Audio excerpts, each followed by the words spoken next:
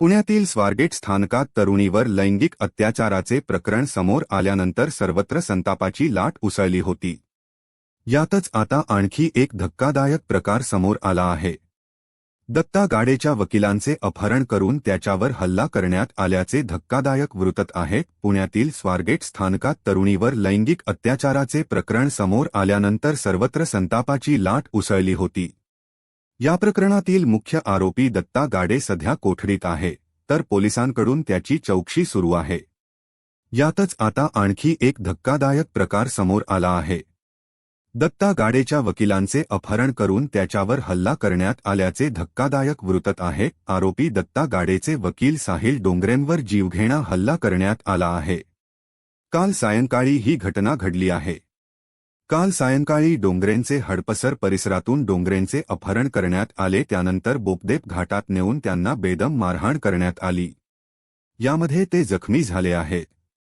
त्यानंतर त्यांनी हडपसर पोलीस ठाणे गाठले आणि या प्रकरणी तक्रार दाखल केली.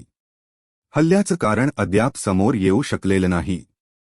वकील डोंगरेंवर सध्या ससून रुग्णालयात उपचार सुरू आहेत. मुख्य आरोपी दत्ता गाडे याचे प्रमुख वकील वाजिद खान आहेत, तर डोंगरे हे त्यांचे सहाय्यक वकील आहेत. या प्रकरणी न्यायालयीन कामकाज सुरू असताना वकिलांनीही वेगळाच दावा केला होता. दत्ता गाडे आणि तरुणीमध्ये संमतीने शरीर संबंध झाले होते, तर पीडितेच्या विश्वासार्हतेवर देखील प्रश्नचिन्ह उपस्थित केले होते. पीडितेने मदतीसाठी ओरडही केली नाही. तसेच तिने आरोपीकडून पैसेही घेतल्याचा आरोप वकील खान यांनी केला होता. 2-6 फेब्रुवारी पुण्यातील स्वारगेट बस स्थानकात जुन्या शिवशाही बसमध्ये एका तरुणीवर बलात्कार झाल्याची संतापजनक घटना घडली होती. स्वारगेटहून फलटणला जाण्यासाठी बसची वाट बघत असताना आरोपी दत्ता गाडे ती एकटी असल्याचे पाहून तिला बसमध्ये घेऊन गेला.